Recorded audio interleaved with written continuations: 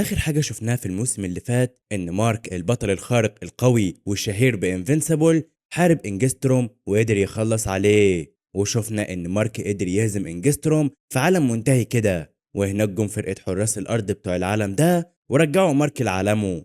وقبل ما يمشي مارك قابل إيف بتاعت العالم ده وعرفته إنه لازم يعترف لإيف بتاعت عالمه بحبه، فقرر مارك يبقى يعمل كده.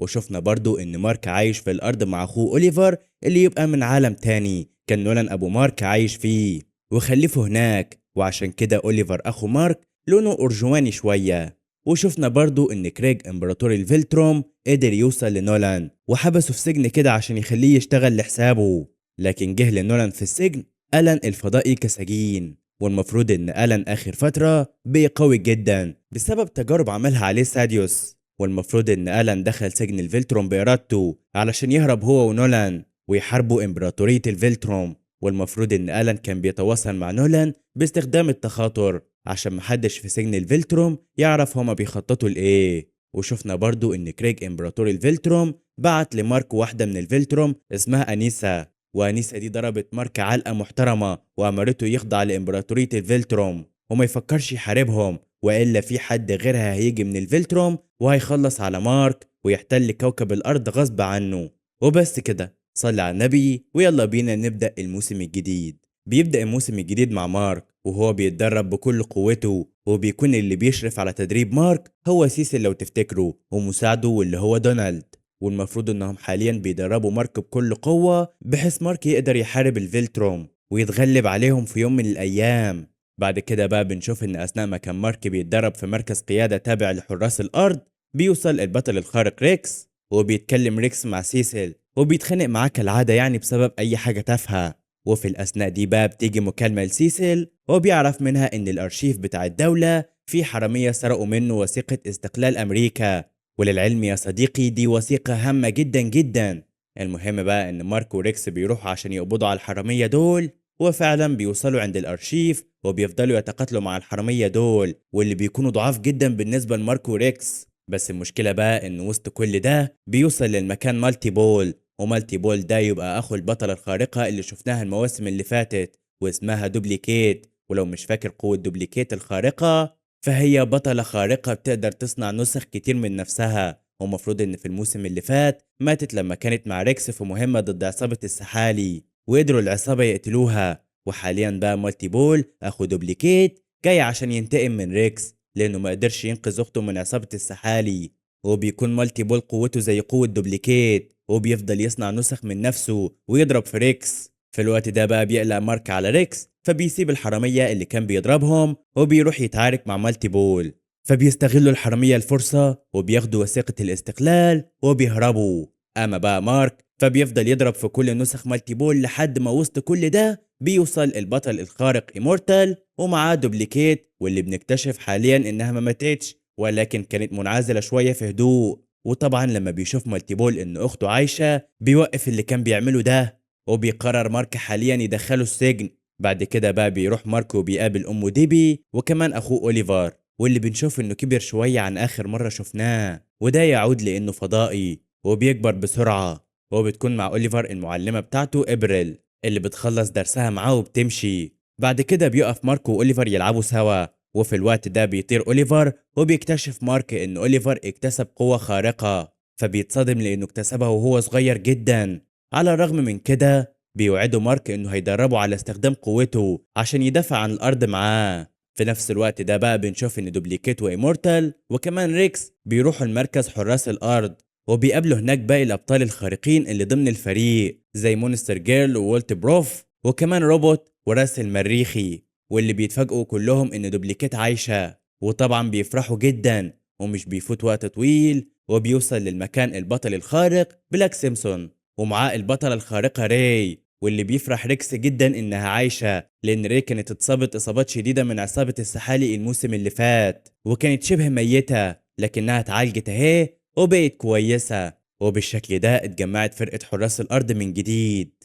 في نفس الوقت ده كان سيسل مع دونالد في غرفة القيادة، وبيعرف دونالد سيسل حاليا إن كل مكان في كوكب الأرض بتحصل فيه حاجة غريبة وهي اهتزازات أرضية غريبة، وبيكون دونالد شاكك إن اللي بيعمل كده دكتور سايزميك واللي حاليا في السجن، وعشان كده بيكون سيسل شايف ان سايزمك مش هو اللي عمل كده، هو بيكون شايف ان دي احداث عادية. بعدها بيعرف دونالد سيسل ان اوليفر اكتسب قوة خارقة، فبيتفاجئ سيسل وبيروح لديبي وبيحاول يقنعها انه ياخد اوليفر يدربه على استخدام قوته، بس ديبي بترفض. فبيفضل سيسل يحاول يقنعها. في نفس الوقت ده بقى يا صديقي بنشوف ان ريكس في الحمام، وفجأة بتطلع عليه كائنات غريبة من تحت الأرض وبتخطفه. ومش بيفوت وقت طويل وبنشوف إن دونالد بيكلم سيسل، وبيعرف سيسل إن كل الأبطال الخارقين اللي في العالم اتخطفوا ما عدا مارك وإيف. فبيتصدم سيسل. ومش بيفوت وقت طويل وبنشوف إن دونالد بيكلم سيسل وبيعرف سيسل إن كل الأبطال الخارقين اللي في العالم اتخطفوا ما عدا مارك وإيف. فبيتصدم سيسل وبيقرر يتصرف. في نفس الوقت ده بقى كان مارك عند إيف، وكان مارك بيعمل بكلام نسخة إيف من العالم الآخر، واللي قالت لمارك يعترف لإيف بحبه. وفعلا مارك بيعترف لإيف بحبه حاليا، وبيعرفها إن نسختها من عالم آخر هي اللي قالت له يعمل كده. فده بيعصب إيف وبتفضل تتخانق مع مارك. بس في الوقت ده بتيجي مكالمة لمارك وبيكون سيسل المتصل، وبيعرف مارك إن الأبطال الخارقين اللي في العالم كلهم اتخطفوا. فبيتصدم مارك وبيتحرك هو وإيف عشان ينقذوا الموقف. في نفس الوقت ده بقى بنشوف إن كل الأبطال الخارقين اللي في العالم، واللي منهم ريكس ودوبليكيت وإيمورتال وغيرهم كانوا في مكان تحت الأرض حرفيا. وكان معاهم سايزميك اللي قدر يهرب من السجن. ومش بس كده لأ، ده سايزميك بيكون متعاون حاليا مع كائنات غريبة من تحت الأرض، وهم اللي ساعدوه في الهروب وفي خطف كل الأبطال الخارقين دول. وبنعرف إن سايزميك هيقتل كل الأبطال الخارقين دول، وبعدها هيدمر العالم كله، وهيخلي الوحوش دي تعيش على سطح الأرض بشكل طبيعي. لكن أحلام سايزميك مش هتتحقق لأن بيوصل للمكان ماركو وإيف. فبسرعة بيبدأ سايزميك يحاربهم باستخدام الأساور بتاعته اللي بيطلع منها موجات قوية جدا جدا بتأذيهم. والمشكلة الأكبر إن الكائنات اللي مع سايزميك بتفضل تتعارك مع ماركو وإيف، وبيقدروا يحبسوهم باستخدام مادة غريبة كده زي اللي حابسين فيها كل الأبطال الخارقين. العبرة هنا بقى إننا بنشوف حاليا إن سيسل مع البطل الخارق دارك وينج، وبيقرر سيسل يبعت دارك وينج ينقذ ماركو اللي معاه. يا صديقي حاجة على جنب كده، فحب أقولك إن دارك وينج ده كان تلميذ لبطل خارق تاني اسمه دارك وينج برضه، والمفروض إن دارك وينج الأصلي مات. فدارك وينج التاني اللي انت شايفه قدامك ده اتجنن وكان بيسحر مدن وبيخلي المدن دي ظلام، وبيقتل الناس بدون سبب لحد ما مارك هزمه. وساعتها بقى سيسل ما حبسش دارك وينج، بل أهله نفسيا علشان يرجع يعمل كبطل من جديد. وحاليا بيبعت سيسل دارك وينج عشان يهزم سايزميك والكائنات اللي معاه. وللعلم سيسل مش بيبعت دارك وينج بس، ده بيبعت معاه كائنات صنعهم العالم المجنون سنكلير. وسنكلير ده شفناه في الموسم اللي فات برضه، واللي كان بيخطف الشباب وبيحولهم لكائنات مرعبة ومتوحشة وقوية جدا. وسبق وخطف ريك صديق ويليام اللي يبقى صاحب مارك، وحول ريك لكائن من الكائنات دي. بس مارك قدر يهزمه وقدر ينقذ ريك اللي حاليا بقى أشبه بالإنسان الآلي، لأن سنكلير دمر جسمه.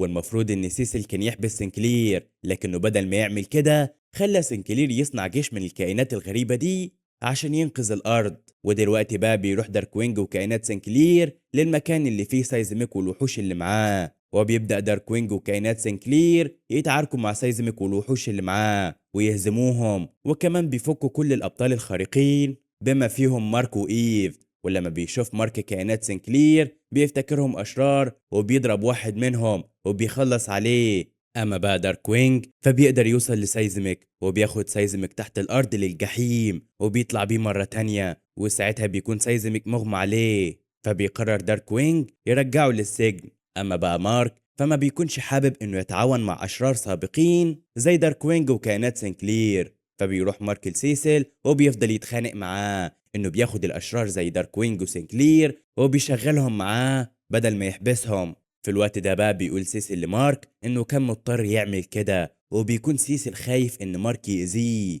لانهم اختلفوا سوا. فبياخد سيسل مارك المكان اسمه الغرفة البيضاء، وهناك بيطلق سيسل على مارك مجموعة من كائنات سنكلير الضخمة، وبيعرف مارك ان دول علشان يحموه منه، لان سيسل كان عارف ان مارك ممكن في يوم من الايام يتجنن زي ابوه نولان ويقرر يهاجمهم.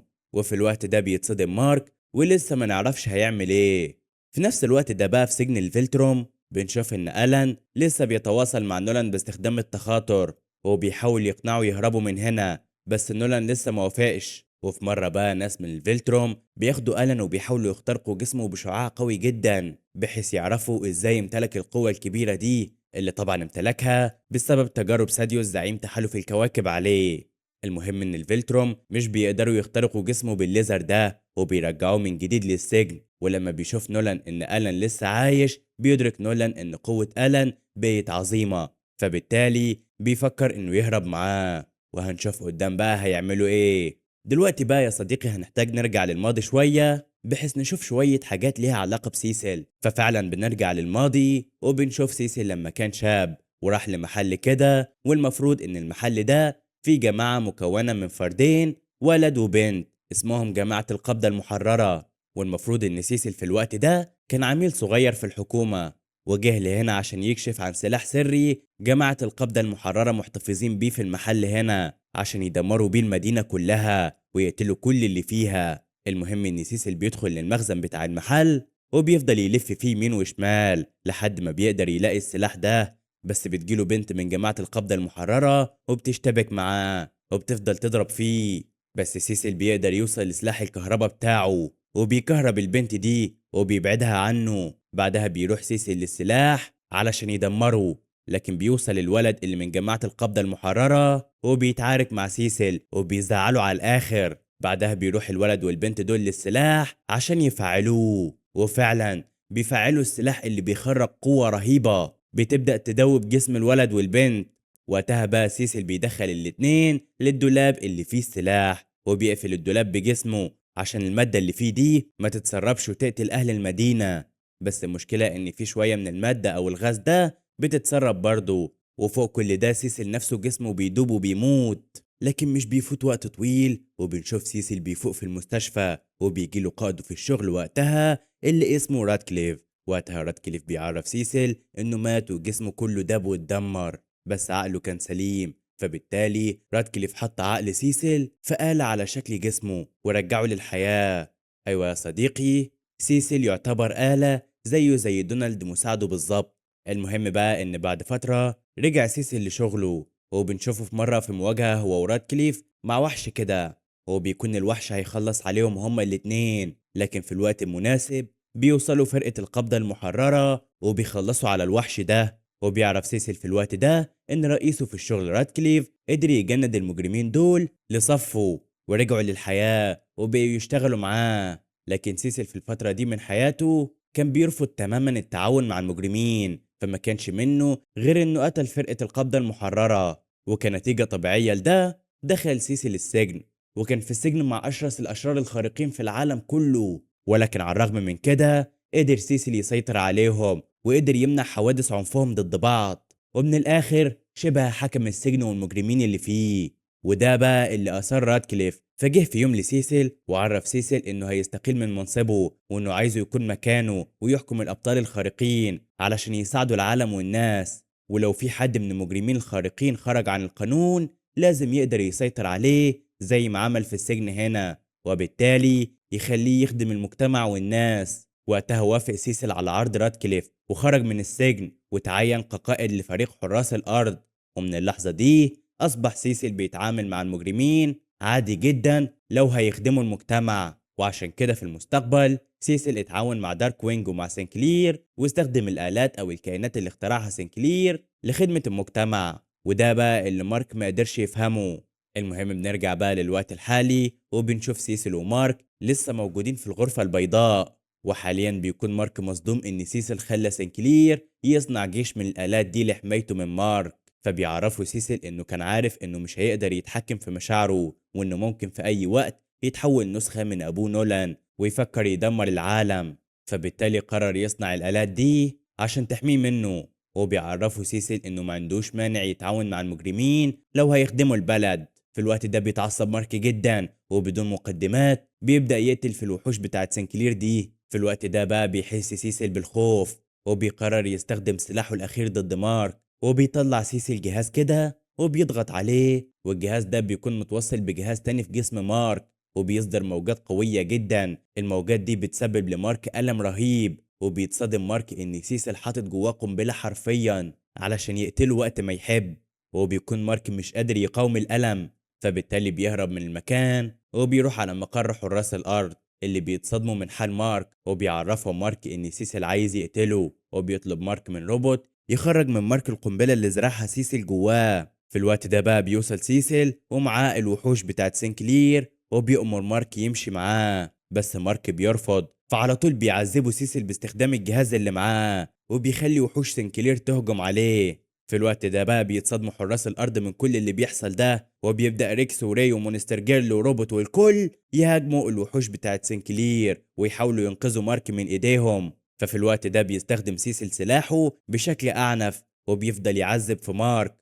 وقتها بيتعصب ريكس وبيرمي قنابل من اللي معاه على الجهاز اللي في ايد سيسل وبيدمره، لكن القنبلة بيفضل مفعولها شغال لحد ما بيقدر روبوت يعترض التردد بتاع القنبلة ويوقفها عن العمل. وفي اللحظة دي بقى بيتجنن مارك حرفيا، وبيقوم يقتل في كل الوحوش بتاعت سنكلير بمنتهى العنف. وفي لحظات بيكون مارك خلص على كل الوحوش. بعدها بيروح مارك لسيسل وبيمسكه بعنف، وبيفضل يخنق فيه وهو بيقول له انه مش هيقدر عليه، وانه هيسيب الشغل معاه من اللحظة دي، ولو حاول يقرب له او لعيلته هيخلص عليه. وبيسيب مارك سيسل وبياخد روبوت علشان يشيل من جسمه الجهاز بتاع سيسل ده. وبعدها بيمشي مارك من المكان وبيروح لأمه ديبي وأخوه أوليفر وكمان إيف، وبيعرفهم كل اللي حصل. فبتتأثر إيف جدا، وبتقرر إنها مش هتقرب لسيسل تاني ولا هتشتغل معاه تاني. بعدها بقى بيروح مارك لويليام وريك صحابه، وبيعرفهم باللي سيسل عمله، وإنه تعاون مع سنكلير اللي أصلا سبق وحول ريك لواحد من وحوشه، وكان السبب في إن ريك يعيش في جسم آلة حاليا. طبعا بيتعصبوا ريك وويليام وبيعرفوا مارك إنه مش هينفع يرجع يشتغل مع سيسل تاني، فبيسمع مارك كلامهم وبيقرر يعمل كده. بعدها بيروح مارك لإيف وبيعترف لها بحبه، وبيعرفها إنه بيحبها بجد، فبتعترف له إيف هي كمان بحبها، وبيكونوا الاتنين في قمة السعادة. على الجانب الآخر بقى بنشوف إن ريكس ومونستر جيرل وراي وروبوت وولت بروف ما بيكونش عاجبهم اللي سيسل عمله مع مارك، فبالتالي بيقرروا يبعدوا عن فريق حراس الأرض تماما. وفعلا بياخدوا بعضهم وبيمشوا. أما بقى بلاك سيمسون وإيمورتال ودوبليكيت وراس المريخي ما بيكونش عندهم مشكلة مع اللي عمله سيسل، وبيقرروا يفضلوا في فرقة حراس الأرض. وبعد فترة مش طويلة بيجي سيسل وبيقابل فريق حراس الأرض الحالية، وبيتصدم إن الكل مشيوا ما عدا إيمورتال وسيمسون ودوبليكيت وراس المريخي، وبيحييهم سيسل إنهم فضلوا في صفه. وبيجيب لهم حاليا دارك وينج وبيعرفهم إنه هينضم للفرقة، وهيبقوا كده هما الخمسة فرقة حراس الأرض من النهاردة. بعد فترة بقى من كل ده بنشوف ماركو وهو بيحارب اتنين حرامية كانوا بيسرقوا بنك، وبيكونوا الحرامية دول أقوياء جدا لأن في واحد منهم بيطلق نار من جسمه، والتاني بيطلع زي أدرع كده من بطنه، فبيقدر بالأدرع دي يسيطر على مارك. وبيجي الحرامي التاني اللي بيطلع نار من جسمه وبيكون ناوي يحرق مارك، بس قبل ما ده يحصل بيوصل أوليفر أخو مارك للمكان وبيتعارك مع الاتنين الحرامية دول وبيحرر مارك، بس الحرامية بيرجعوا مرة تانية يسيطروا على مارك وأوليفر وبيكونوا هيخلصوا عليهم.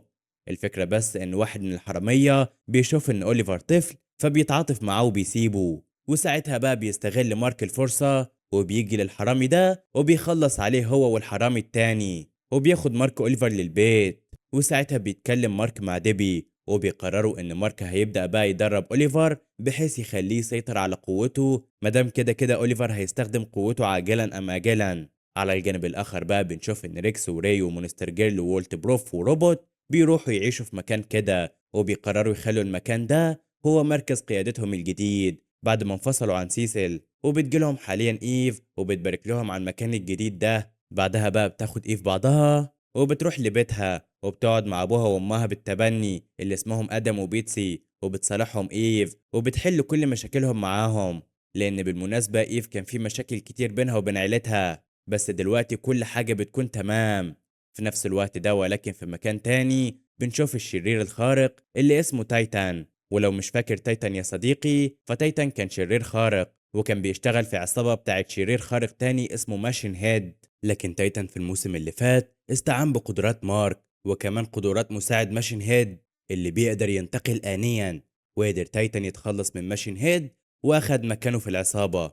وحاليا بقى تايتان ومساعده اللي بينتقل آنيا بيكونوا قاعدين مع شخص اسمه لو، وبنعرف إن لو تايتان ضمن تحالف كبير بين العصابات اسمه الفرقة. وبنعرف إن مالتي بول أخو دوبليكيت كان واحد من رجالة لو، وحاليا دخل السجن، وبيطلب لو من تايتان يحاول يخرجه من السجن، فبيوافق تايتان رغم إنه ما بيكونش مبسوط قوي. وبيبعت تايتان اتنين من مجرمينه اسمهم كورسك وفورناس عشان يخرجوا مالتي بول من السجن. وللعلم كورسك وفورناس عندهم قدرات خارقة. المهم بقى إن مارك في الوقت ده كان هو وأخوه عند آرت، الشخص اللي بيصنع لهم بدل الأبطال الخارقين، وبيصنع آرت بدلة لأوليفر وبدلة تانية لمارك، لأن مارك عايز بدلة جديدة بحيث محدش يعرف إنه نفس البطل الخارق اللي كان بيشتغل لحساب سيسل. المهم أثناء بقى ما كانوا مارك وأوليفر عند آرت بيعرفوا باللي بيحصل في السجن، فبيقرر مارك يروح عشان ينقذ الموقف، وبيقرر أوليفر يروح معاه عشان يتفرج عليه وهو بيتقاتل.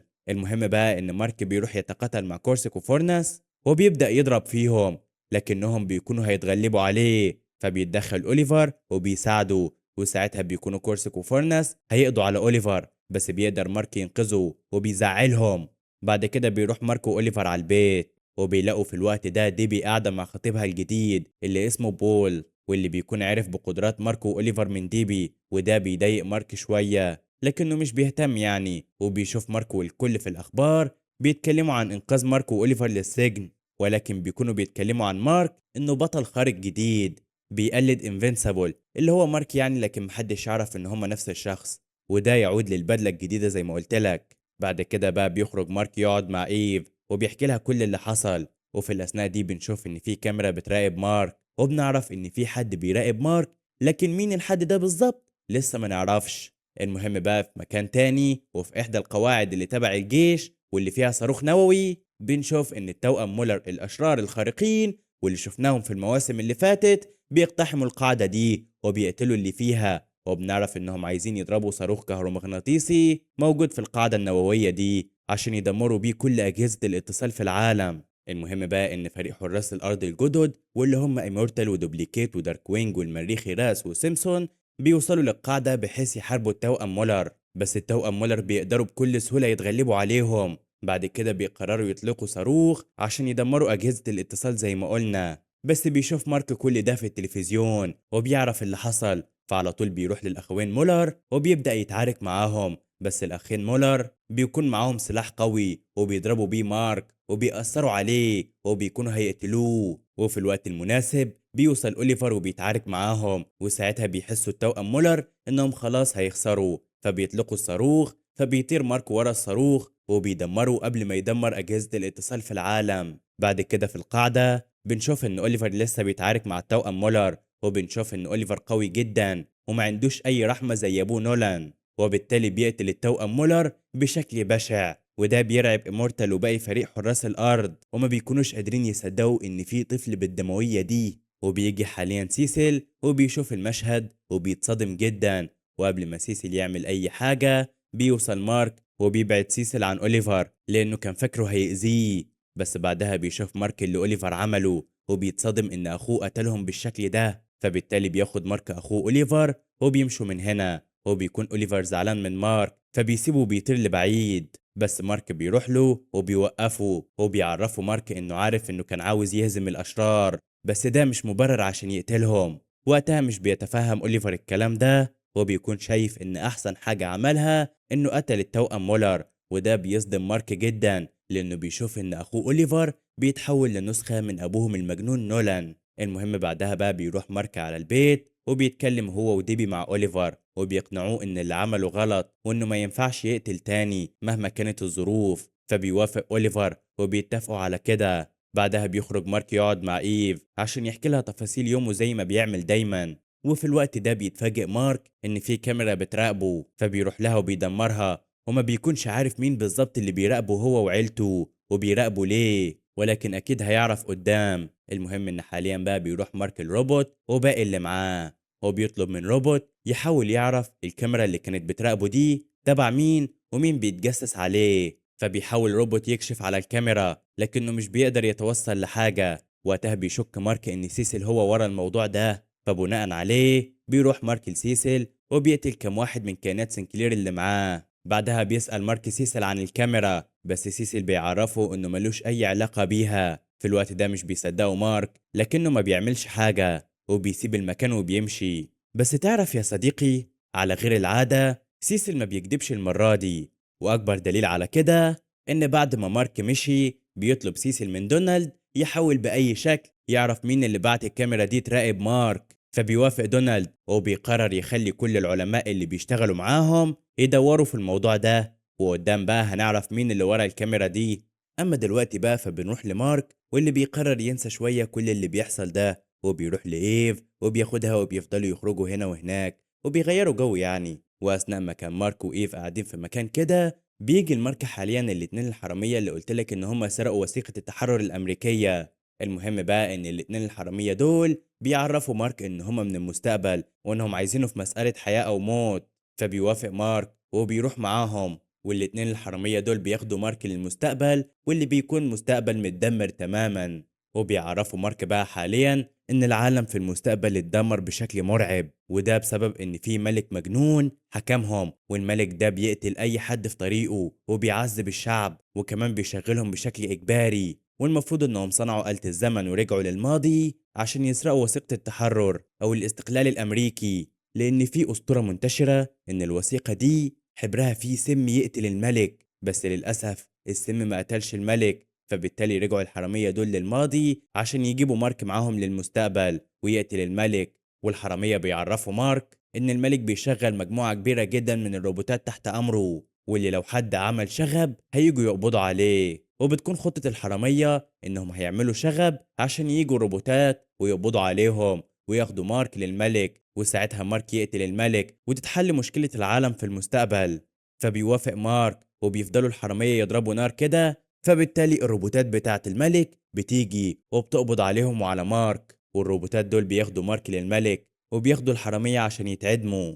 وأول لما بيدخل مارك للملك بيتفاجئ مارك إن الملك ده نسخة من نسخ إيمورتال لكنه مجنون خالص. ونسخة إيمورتال ده بقى بيحكي لمارك قصته، وقصته باختصار هي إنه زمان كان صديق نسخة مارك بتاعة العالم المستقبل ده، واللي كان بيحكم الكوكب بأمر من إمبراطورية الفيلتروم. ولكن مارك بعد فترة ساب الحكم الإيمورتال اللي فضل يحكم لسنين وسنين طويلة، لأنه خالد ما بيموتش واضطر يعمل جرائم في صالح الشعب بسبب إمبراطورية فيلتروم، لكنه حاليا ما بقاش مستحمل. والمفروض إنه دمر العالم وبقى يقتل الناس بالشكل المجنون ده وبيعذبهم عشان إيمورتال يجبر مارك يجيله المستقبل ويقتله، وبالتالي يخلص من اللعنة دي وما يحكمش العالم ولا يرجع للحياة تاني. في الوقت ده بيتصدم مارك من كل ده وبيقرر ما يقتلش إيمورتال، بس إيمورتال بيكون عايز يموت فبيفضل يحارب مارك بمنتهى العنف، بس مارك مش بيردله أي ضربة لحد ما بيتجنن إيمورتال وبيجيب الحرامية عشان يقتلهم. وقتها بيضطر مارك يوقفه وبيقتله في مشهد صادم جدا. وبعد ما مارك قتل إيمورتال بيكون حزين جدا لأنه بيكون شايف إن نسخة من نسخه هي اللي حولت إيمورتال للمجنون ده. المهم بعد ما مارك حل المشكلة بنجاح بيطلب من الحرامية يرجعوه للزمن، فبيعملوا كده وبيرجع مارك لزمنه بشكل طبيعي خالص. على الجانب الآخر بقى يا صديقي بنشوف إن ألان لسه مسجون مع نولان في سجن الفيلتروم، وبيفضل يحاول ألان يقنع نولان إنهم يهربوا من هنا، بس نولان بيكون فاقد الأمل في الحياة وعايز يتعدم، وبيرفض يهرب مع ألان لحد ما بيجوا اتنين من الفيلتروم مخصوص للسجن عشان يقتلوا نولان. وفعلا الاتنين الفيلتروم دول بياخدوا نولان لغرفة الإعدام وبيفضلوا يعذبوا فيه قبل ما يقتلوه. في الوقت ده بقى بيقرر ألان ينقذ نولان، وبالتالي بيخرج ألان من زنزانته وبيلاقي حراس كتير في السجن بيحاولوا يهاجموه. وللعلم الحراس دول مش من الفيلتروم. المهم إن ألان بيفضل يقتل في الحراس دول وبعدها بيروح يفتح لكل المساجين اللي في السجن. ومن المساجين دول مسجون اسمه باتل بيست، وده عبارة عن وحش فضائي على شكل أسد وقوي جدا جدا بالمناسبة. وباتل بيست ده بيفرح جدا إن ألان حرره وبيروح يقتل في كل الحراس اللي في السجن.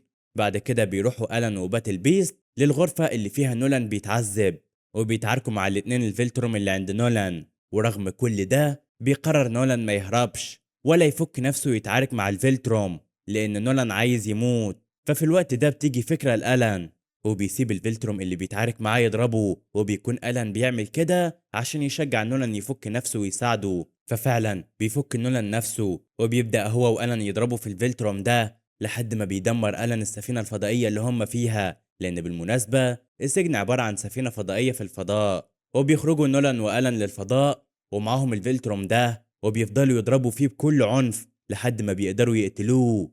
أما بقى باتل بيست فهو والفيلتروم التاني بيضيعوا في الفضاء، وبيفضل باتل بيست يضرب الفيلتروم ده لحد ما بيقتله.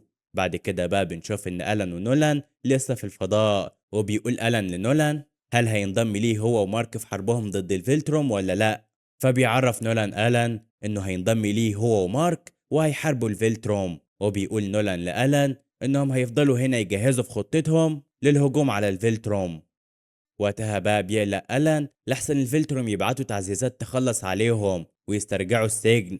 في الوقت ده بيضحك نولان وبيفاجئ ألان بالحقيقة، والحقيقة هي إن كوكب فيلتروم ما فيهوش غير 50 شخص بس من الفيلتروم الأقوياء اللي زي نولان. فبالتالي الفيلتروم مش هيبعتوا حد من ال50 عشان يموت هنا، بل هيستنوا للحرب الكبيرة. وده الوقت اللي نولان وآلان ومارك وغيرهم من اللي هيحاربوا الفيلتروم هيستعدوا فيه برضه عشان يهجموا على الفيلتروم في الوقت المناسب، ويخلصوا على ال50 فيلتروم دول وينهوا إمبراطوريتهم للأبد. في الوقت ده بيتحمس ألان جدا وبيقرر يستمر في شغله هو ونولان، وهنشوف قدام بقى هيعملوا إيه.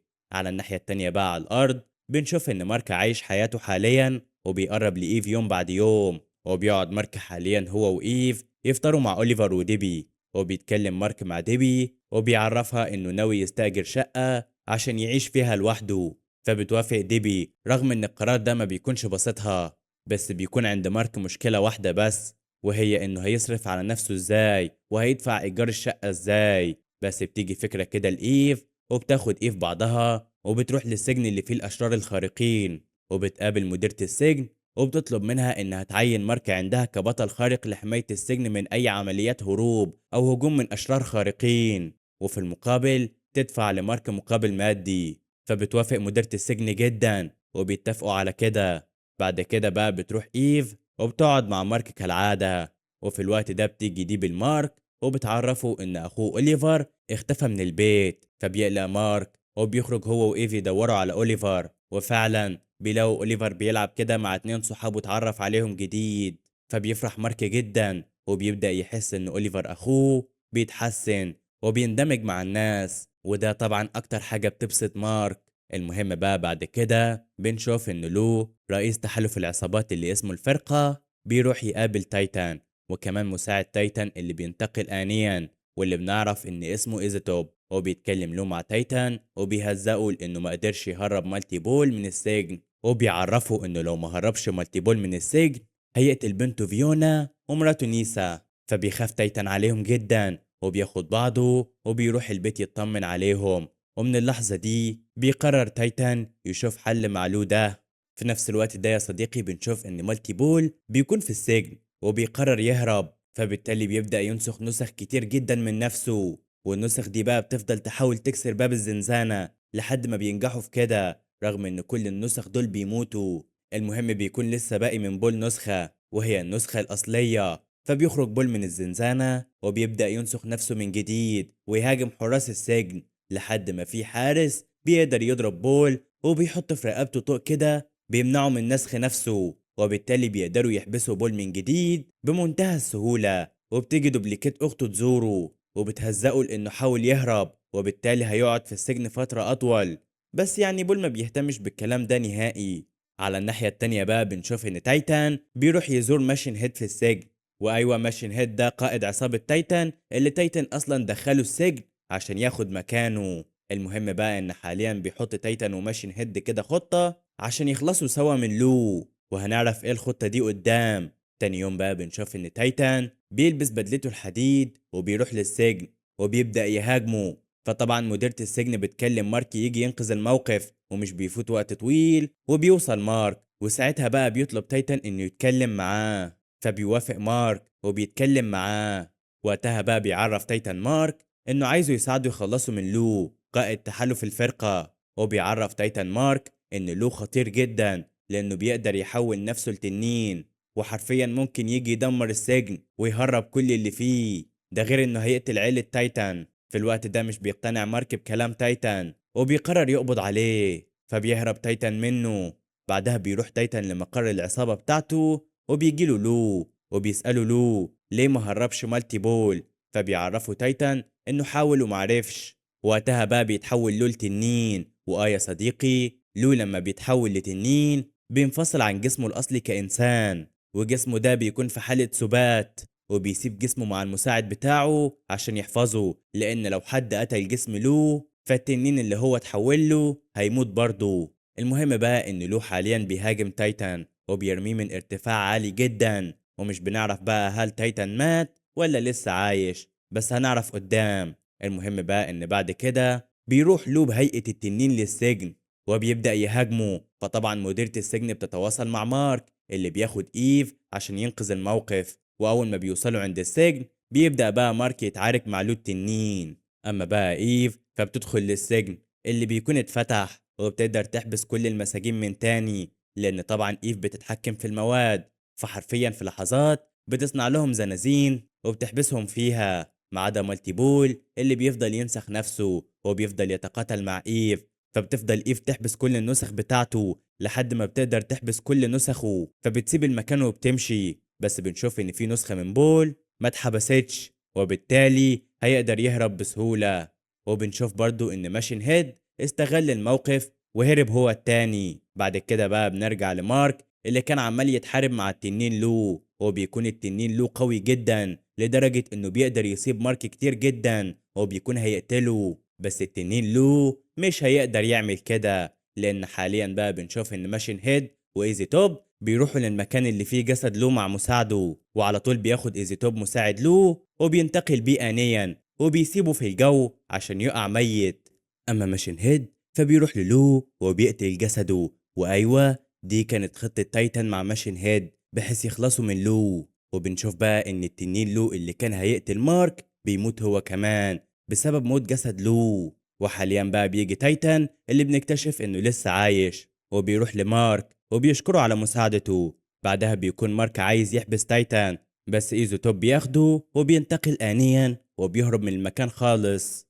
مش بيفوت وقت طويل على كل ده وبنشوف ان ماشين هيد بيروح لتحالف الفرقة وبيعرفهم ان لو مات وانه حاليا بقى قائد تحالف الفرقة. وبيجي حاليا تايتان وبيعرف ماشين هيد والكل انه مش عايز يبقى من تحالف الفرقة وعايز يحتفظ بمدينته من غير ما حد يتعدى عليه او هو يتعدى على اي حد. فبيوافقوا ماشين هيد والكل على كلام تايتان، وبالشكل ده تكون اتوزعت التورتة على الكل من غير ما حد يزعل. بس يا صديقي مش عايزك تفرح كده، لان الامور ما هديتش قوي زي ما انت فاكر، لاننا بنشوف حاليا ان مساعد لو ما ماتش وانه بياخد جسد لو وبيروح بيه لمكان معين كده، وهناك بيعمل المساعد ده تعويذة وحاجات غريبة كده وبيخرج تنين من بقه، والتنين ده بيدخل جوه جسم السيد لو وبيرجع السيد لو للحياة من تاني. ولسه بقى ما نعرفش ناوي يعمل ايه بالظبط. بعد كده بنشوف مارك وهو قاعد مع ايف وبيعرف ايف انه لسه مش جاهز انه يسيب شقة امه واخوه ويعيش معاها. فبتوافق ايف على كلامه وبتعرفه انهم محتاجين ياخدوا وقتهم قبل ما يتجوزوا ويعيشوا سوا. فبيفرح مارك ان ايف تفهمت رأيه وبيفضل يشكرها. وبيروح مارك لأمه ديبي وبيعرفها انه مش هيسيبها هي وأوليفر. فبتفرح ديبي وبتفضل تشكر مارك انه هيفضل عايش معاها. على الجانب الآخر بقى بنشوف ان دوبليكيت كانت في مقر حراس الأرض وبتلاقي حاليا لعبة كده كانت بتلعب بيها هي وأخوها مالتي بول زمان. فبتعرف ان مالتي بول هرب من السجن وان هو اللي حط اللعبة دي هنا. ولسه بقى ما نعرفش مالتي بول عايز ايه من دوبليكيت، ولكن اكيد هنعرف قدام. دلوقتي بقى يا صديقي بنرجع للماضي شوية عشان نشوف حاجة مهمة جدا. بنشوف بقى شخص كده اسمه سكوت، وحابب اعرفك ان سكوت بيشتغل في المختبرات الخاصة بالدولة عشان يصنع اسلحة وغيرها. يعني من الاخر سكوت بيشتغل تحت امر سيسل بشكل غير مباشر. المهم اننا بنشوف سكوت في يوم كان قاعد مع اخته اللي اسمها جيس وبنتها جريتش، وبيبان ان سكوت بيحبهم جدا. وسط ما هم قاعدين بيسيبهم سكوت وبيروح يجيب حاجة يشربها. ويا ريته يا صديقي ما عمل كده، لأن في الوقت ده كان نفس الوقت اللي كان نولان بيتعارك فيه مع ابنه مارك لو تفتكر في الموسم الأول. المهم إن المعركة دي دمرت مدينة شيكاغو، المدينة اللي كان فيها سكوت وجيس وجريتش. وللأسف بيموتوا جيس وجريتش في الوقت ده. ومن اللحظة دي سكوت شبه بيتجنن وبيكره مارك جدا، وبيكون كل هدفه انه ينتقم منه.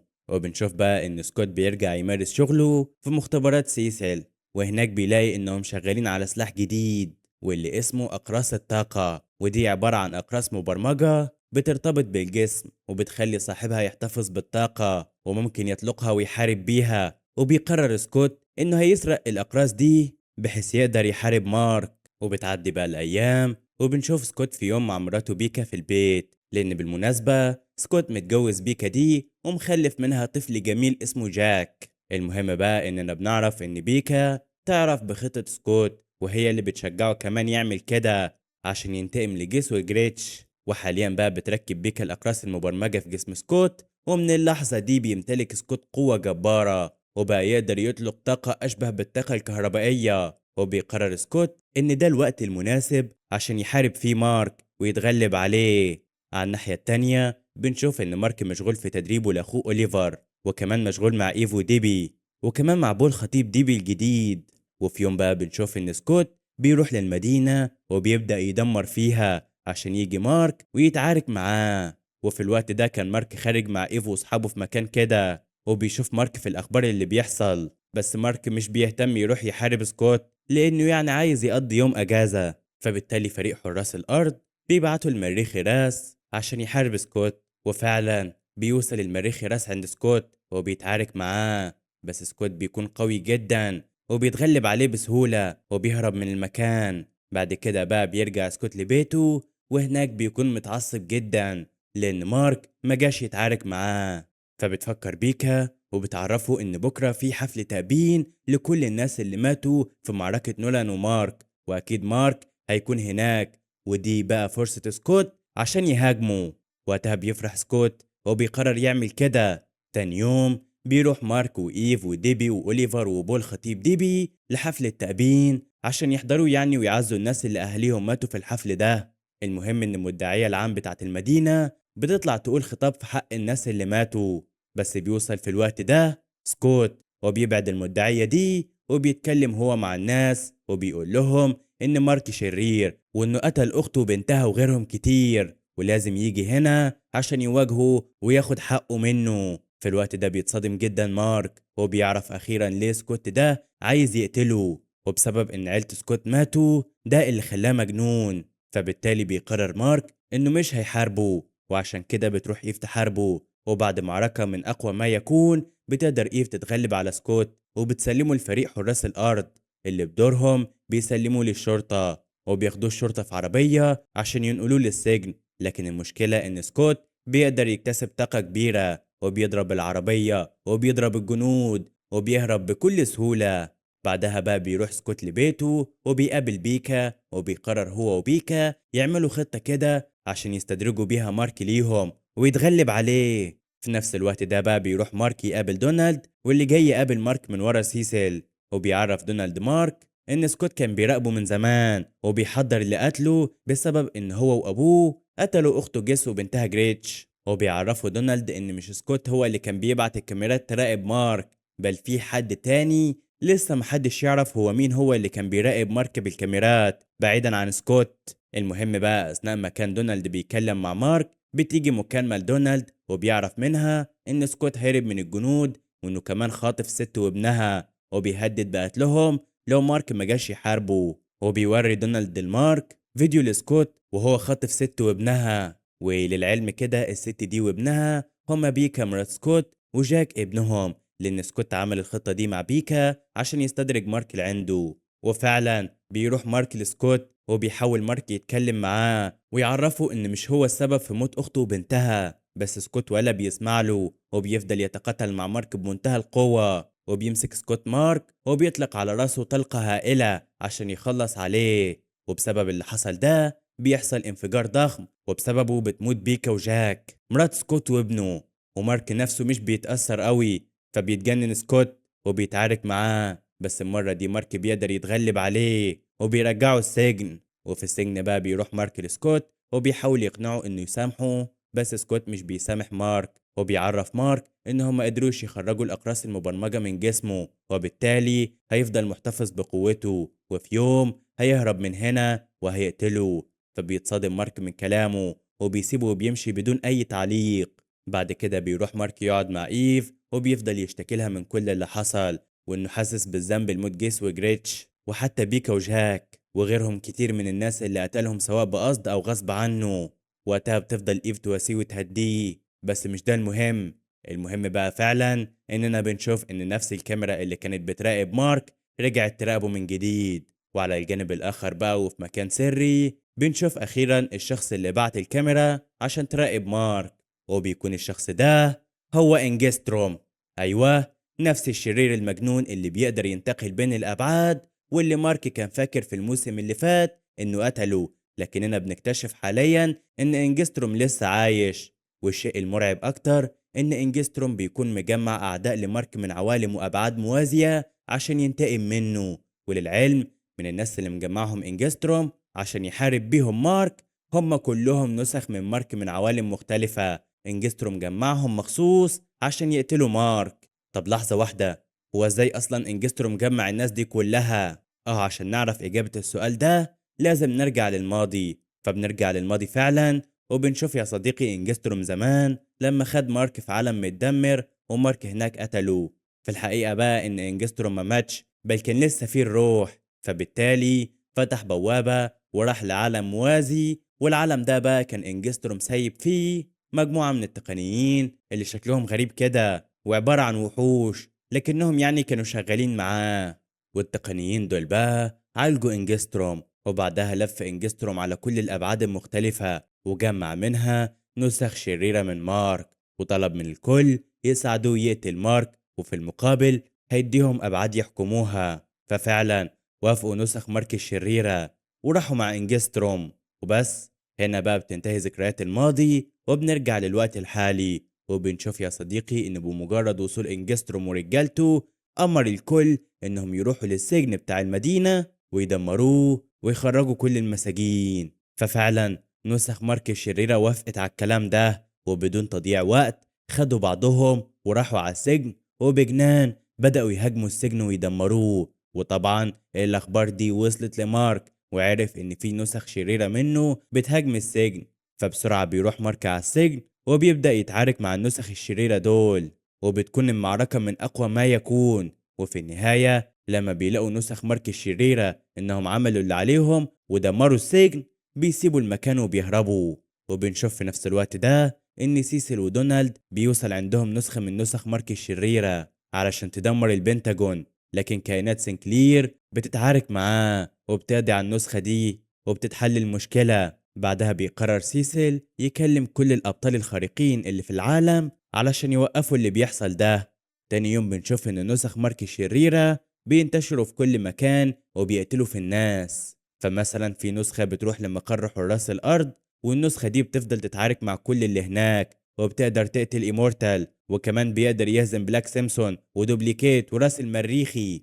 بس بيجي حاليا ريكس وبيفضل يتعارك معاه، وبيقول ريكس للكل يهربوا، وفي النهاية بيفجر ريكس نفسه في النسخة دي وبيموت ريكس معاه للأسف.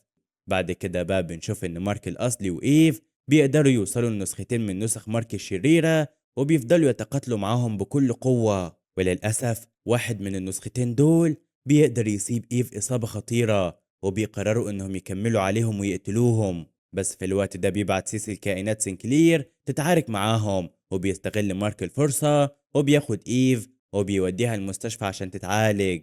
وطبعا بتكون حالة إيف صعبة وفي غيبوبة، وده بيزعل مارك جدا جدا. بعد كده بقى يا صديقي بتخلص الليلة على كده، وبنشوف إن بسبب اللي حصل ده الدمار انتشر في كل مكان حرفيا في العالم. ده غير إن في مئات الآلاف من البشر ماتوا. وعلى الجانب الآخر بيروح إنجستروم وبيقابل كل نسخ مارك الشريرة في واحد من الأبعاد المختلفة، وهناك بقى بيقولوا النسخ دي لإنجستروم إنهم عايزين الأبعاد اللي وعدهم بيها إنهم يحكموها. فبيرفض إنجستروم يديهم أي حاجة إلا بشرط واحد بس، وهو إنهم يجيبوا مارك ليه عشان يقتلوا بنفسه. وقتها النسخ مارك الشريرة بيرفضوا الكلام ده وبيأمروا إنجستروم ينفذ جزء من الصفقة، بس إنجستروم بيرفض وبيفتح بوابات كده وبيرميهم كلهم في بعد متدمر عشان يخلص منهم. وبيقرر إنجستروم يروح بنفسه يقضي على مارك. وفعلا بيروح إنجستروم وبيفضل يتعارك مع مارك. وبيكون إنجستروم قوي جدا جدا لأنه طور مهاراته في القتال. ده غير إنه بقى يستخدم الكاميرات اللي كانت بتراقب مارك لو تفتكر يعني كأسلحة، وبيهاجم بيها مارك. بس رغم كل ده بيقدر مارك يسيطر عليه وبيكون هيقتله. وفي اللحظة دي بقى بيفتح إنجستروم بوابة وبيهرب من البعد بتاع مارك ده للبعد اللي فيه التقنيين اللي بيعالجوه لو تفتكروا. ولأن مارك بيفضل متمسك بيه ومش بيسيبه، ده بقى بيخلي إنجستروم إيده تتقطع. لكنه على الرغم من كده بيهرب وبيروح للتقنيين اللي تبعه وبيطلب إنجستروم منهم يعالجوه. لكن التقنيين بيرفضوا إلا بشرط إنه يشتغل لحسابهم، لأنهم مش هيفضلوا يعملوا ليه شغل كده ببلاش وإلا هيقتلوه. فبيخاف إنجستروم وبيقرر يشتغل لحساب التقنيين وينسى مارك مؤقتا. وبعدين بقى هنعرف إنجستروم هيعمل إيه. بعد كده بقى يا صديقي بنشوف إن مارك بيعيش حالة نفسية وحشة جدا، وده بسبب إن العالم كله اتدمر بسببه حرفيا. والمشكلة الأكبر إن أثناء ما كان مارك بيحاول يساعد في إعمار العالم من جديد بيجيله سكوت وبيكون لسه عايز يقتله. لكن مارك بيقدر يتغلب عليه وبيرجعه للسجن. وبيرجع مارك يزور إيف باستمرار لحد ما بتكون بخير. وفي نفس الوقت بيساعد في إعمار العالم بعد الدمار ده كله. وبنشوف برضو إن مورتال بتتعمل له عملية وبيرجع للحياة وبيكون بخير. وده بيفرح الكل رغم حزنهم الشديد جدا على موت ريكس. بعد كده بقى بيروح مارك يقابل سيسل واللي بيعرض عليه يرجع يشتغل لحسابه تاني. لكن مارك بيرفض وبيوعد سيسل انه هيفضل متعاون معاه لحد ما يرجعوا العالم زي ما كان. وبعد كده هيرجع يشتغل معاه بشكل منفصل. وبيسيب مارك سيسل وبيمشي. بعدها بيروح مارك يساعد في إصلاح وتعمير العالم والمدن اللي اتدمرت من جديد. ولحد هنا تمام. اللي مش تمام بقى إن بيجي مبعوث لمارك من كوكب فيلتروم، والمبعوث ده بيكون قوي جدا جدا جدا واسمه كونكويست. والأخ كونكويست ده بيعرف مارك إنه جاي يشوف هل حكم العالم لصالح كوكب الفيلتروم ولا لأ.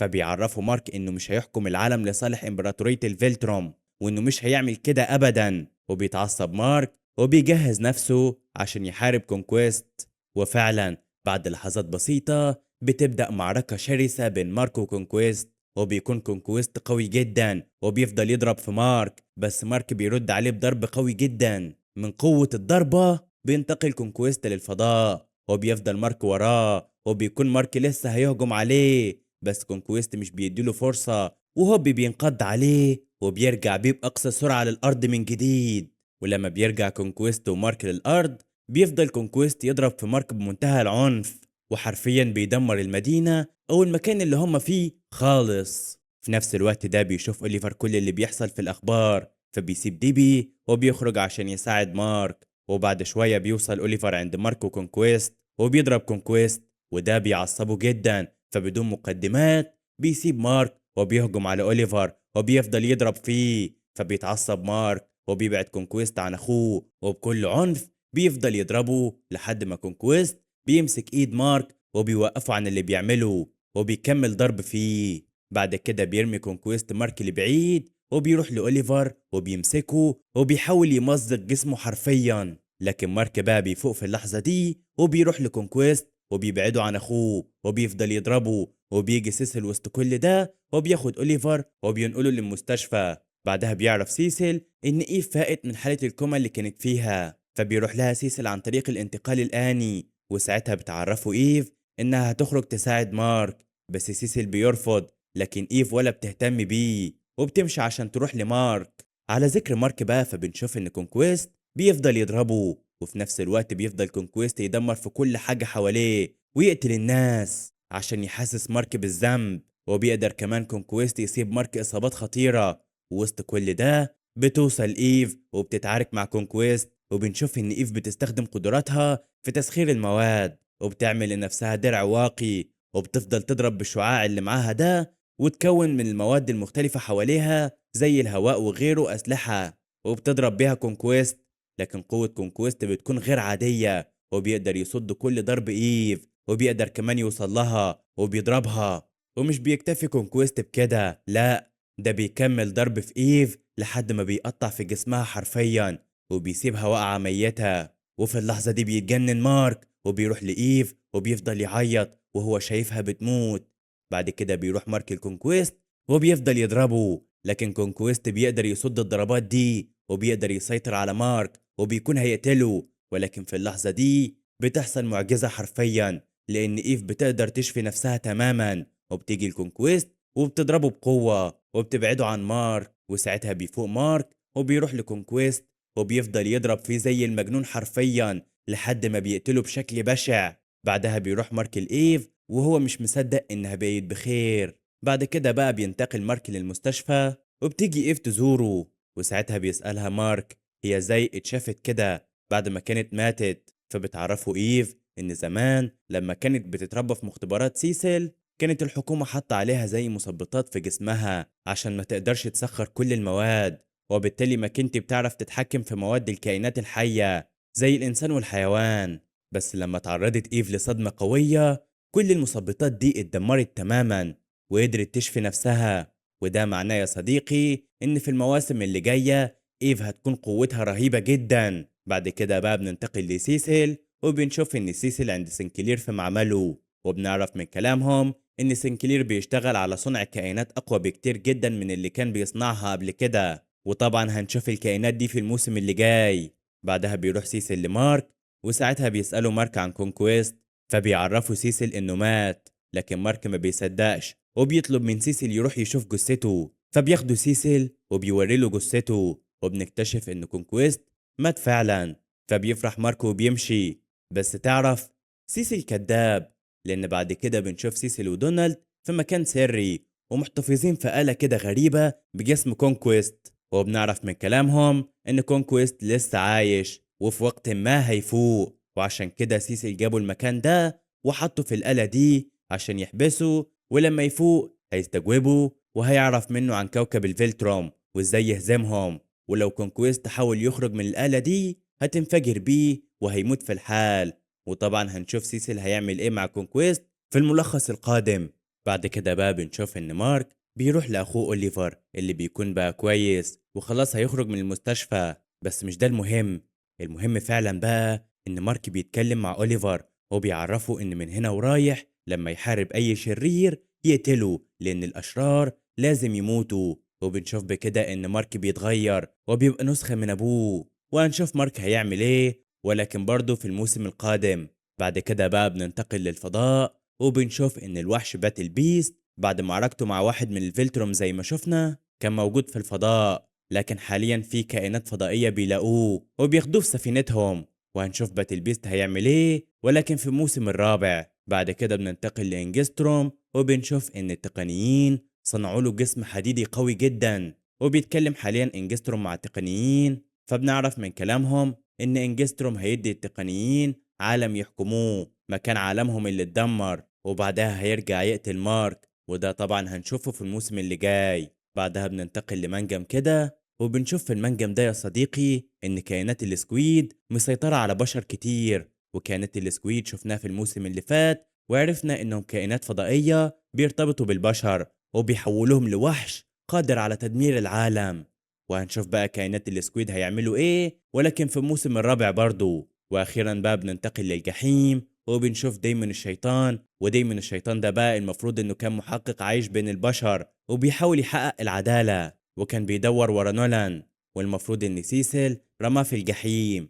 وحاليا بقى دايمون ده بيتحالف مع شيطان قوي جدا من الجحيم وبيتفقوا انهم هيروحوا الارض عشان ياخدوا قوة شخص معين ويدوها للشيطان ده، لكن ليه هيعملوا كده هنشوف في ملخص الموسم اللي جاي. اخر حاجة بقى بنشوفها ان مارك والكل بيحضروا جنازة ريكس الشجاع، والكل بيكونوا زعلانين عليه جدا لدرجة ان روبوت بيقرر يغير اسمه من روبوت لريكس تخليدا لريكس وتضحيته العظيمة.